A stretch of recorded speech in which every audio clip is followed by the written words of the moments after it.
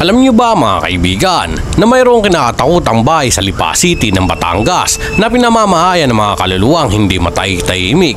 Ayon pa nga sa mga kalapit na bahay ng mga residente ng Lipa City na sa tuwing sila'y mapapadaan sa harap ng bahay na ito ay sila'y bigla na lamang nakakaramdam ng takot na animoy may nakatingin sa kanila na mula sa nasabing bahay. Ang bahay na ito ay nakilala noong 1994 na pag-aari ng Arandia family na mas kilala sa Arandia Massacre o Lipa Massacre. Nagsimula ang pangyayari noong 1994 na ang inang si Helen Arandia, 34 anyos, ay mag-isang inaalaga ng kanyang dalawang anak na si Chelsea Liz, 6 na taong gulang, at Angeline, 4 na taong gulang, dahil ang kanilang padre di pamilya na si Ronald Arandia ay abroad sa Saudi. Ang kanilang pamilya ay kilala dahil sa pagiging mabuting kapitbahay at presidente pa sa kanilang lugar. Sila din ay madalas na inuutangan ng kanilang mga kapitbahay dahil sa may negosyo at may kaya sa buhay. Isang araw noong April 9, 1994 ay nagtungo si Elmer Palikpik sa bahay ni Helen na kanilang kapitbahay upang manghiram ng pera, ngunit ito hindi pinahiram ni Helen sapagkat sila ay nagpapagawa ng kanilang bahay at may utang pa ito na hindi pa nababayaran. Ngunit nakiusap si Elmer na kaagad naman daw niya ito babayaran, subalit marin pa rin itong tinanggihan ni Helen. Sa puntong ito ay umuwi na si Elmer na dala-dala ang matinding galit, ngunit siya'y bumalik sa bahay ni Helen dala-dala ang isang patalim. Sa loob ng bahay ay nakita niya ang dalawang bata at inakit niya ito ng candy upang siya'y pagbuksan ang pinto. Nang siya'y nakapasok na sa loob ng bahay ay nakita niya si Helen at dali-dali niya itong sinunggaban. Ang mga bata naman magkatabi ito nag-iiyakan habang ginagawa ni Elmer ang karumal-dumal na kay Helen. Nang wala ng buhay si Helen ay sinunod niya naman ang dalawang bata. Habang nag-iiyakan ay siya namang binabawian ni Elmer ng buhay ang mga bata. Pagkatapos ng pangyayari ay mabilis na umalis si Elmer. Kaagad naman ito nalaman ng mga kapitbahay. Sa pagdating ng mga kapulisan ay bumungad sa kanila ang karumal-dumal na sinapit na mag-iina. Ang loob ng bahay ay nagkalat ang mga dugo at makikitang wala ng buhay si Helen at ang mga bata ay nakabulagtat, wala na ring mga buhay. Sa pag-iimbestiga ng kapulisan, lumalabas na si Helen ay nagtamo ng 58 saksak. Ang dalawang bata naman na si Chelsea ay 18 at si Angeline ay 21. Napag-alaman din na ang suspect ay si Elmer Palikpik, ngunit wala na ito sa kanilang bahay at nakapagtago na. Si Ronald naman ay kaagad na pinauwi ng kanyang pinapasukan trabaho. Habang nasa eroplano ay wala itong kamalay-malay sa sinapit ng kanyang mag-iina. Subalit sa loob ng eroplano ay natanaw niya ang isang dyaryo na naglalaman ng balita sa pagmasaker sa mag-iina sa Lipa City. Kaagad niya ito nakilala at halos madurog ang mundo ni Ronald sa kanya nakita. Siya'y umagugol sa iyak na hindi alam kung ano ang gagawin.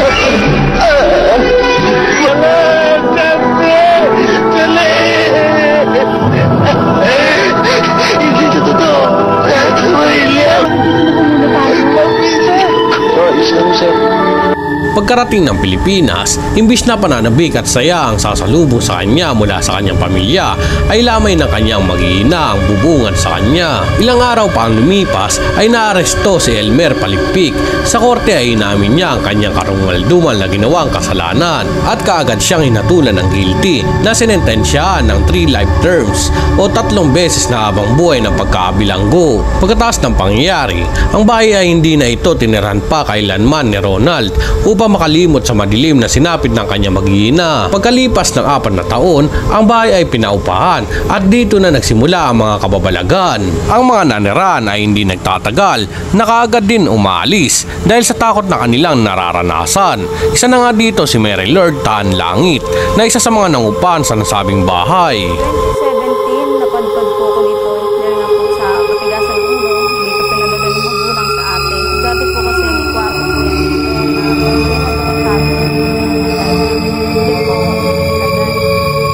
Sa paninirahan niya dito ay madalas nang may mga nilalang na gumagambala sa kanya.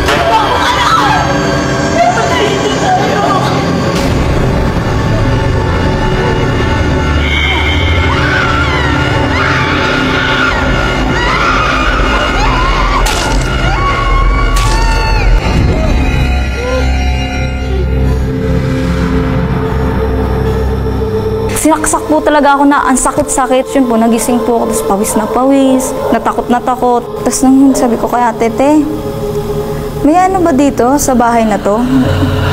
Ay, wag mo na lang pansinin yan, sabi ni ate. Na kahit pa sa umaga ay siya'y ginagambala pa rin. Baka kami dito sa labas. Kakain na! Opo ate, palabas na po.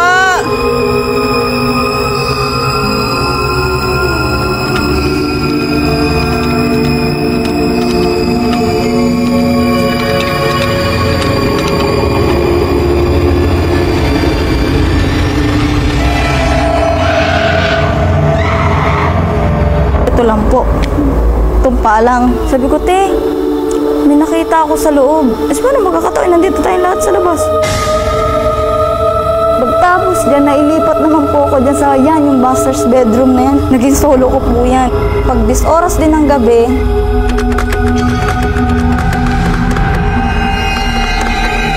Hindi pa rin kayo natutulog? Susumbong kayo kay ate.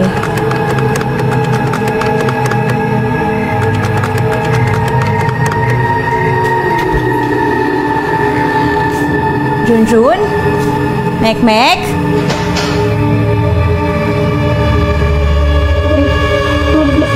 Ate Mek-mek. Sorry po ate. Matulog ka na rin.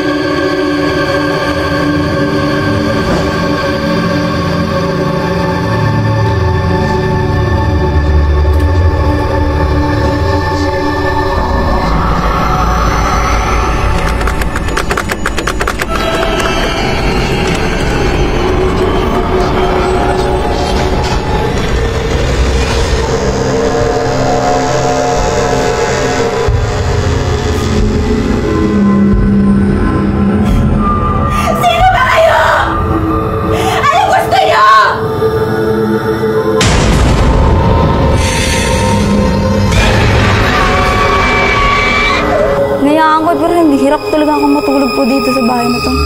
Hanggang ang iba raw mga nakatira sa bahay, hindi na lang daw basta nagpaparamdam. Nakahiga po ako na alam ko pong gising ako noon. Yung nagbumuni-muni po ako kasi hindi nga po ako mapakali sa loob ng bahay ko talaga.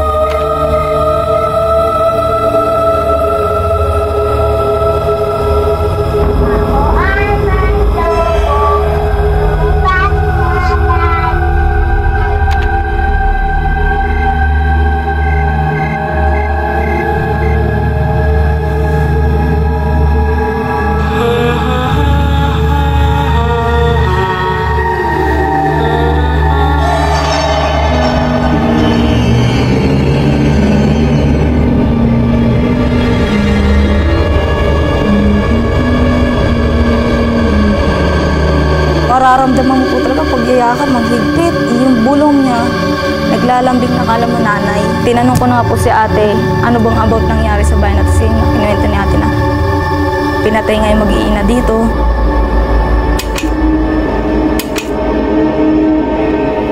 Uy, hindi ka ba kinakilabutan dyan? Gusto ka namin silang makilala. Ako may gusto silang sabihin sa atin. Hinapaburay ko na nga yan. Basta mamaya, mas lalo pa sila magparamdam sa iyo eh. Burayin na! Ewan ko nga sa'yo.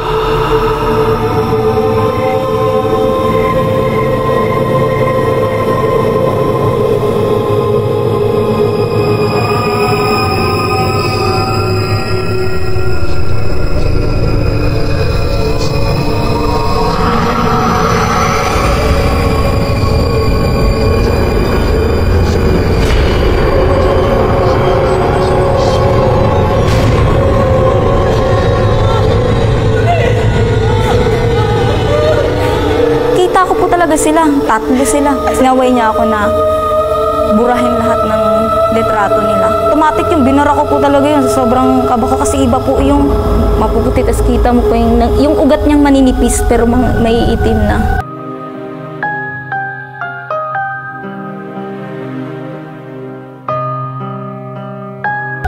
Marami na ang nanirahan sa bahay na ito, ngunit iisa lang din ang kanilang naging karansan, katulad kay Mary Lord.